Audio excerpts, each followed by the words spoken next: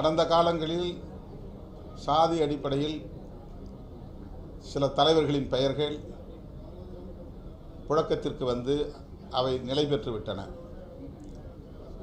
அப்படி நிலை பெற்று விட்டதனால் அவர்கள் சாதி பார்த்தார்கள் என்று சொல்ல முடியாது.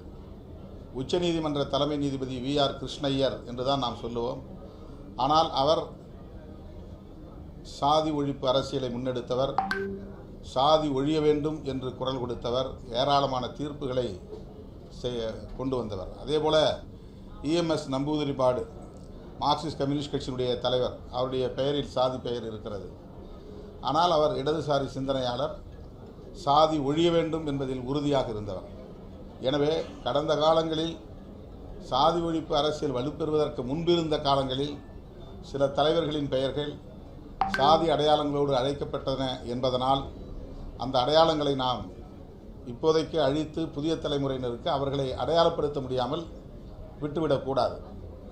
அவர்கள் எந்த அடையாளத்தோடு அறியப்பட்டார்களோ அந்த அடையாளத்தை இன்றைக்கு கொண்டு வருவதனால் நாம் சாதியை வளர்க்கிறோம் என்று ஆகாது.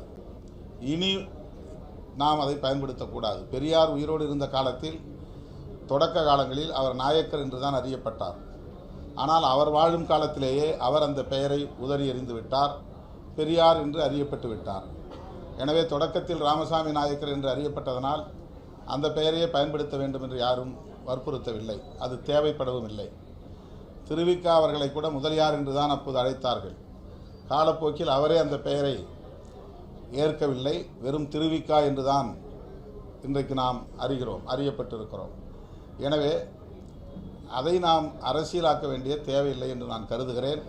ஜிடி என்று மட்டுமே பெயர் வைத்து அவருடைய திருவுருவப் படத்தை வைத்து புதிய தலைமுறையிடம் கொண்டு போய் சேர்த்தால் அது மகிழ்ச்சி. அல்லது ஜிடி நாயுடு என்ற பெயரில் தான் அவரை அடையாளப்படுத்த முடியும் என்று ஒரு முடிவை அரசு எடுத்திருப்பதனால் அது சாதியை வளர்ப்பதற்கானதாக இருக்காது என்று நாம் நம்புவோம்.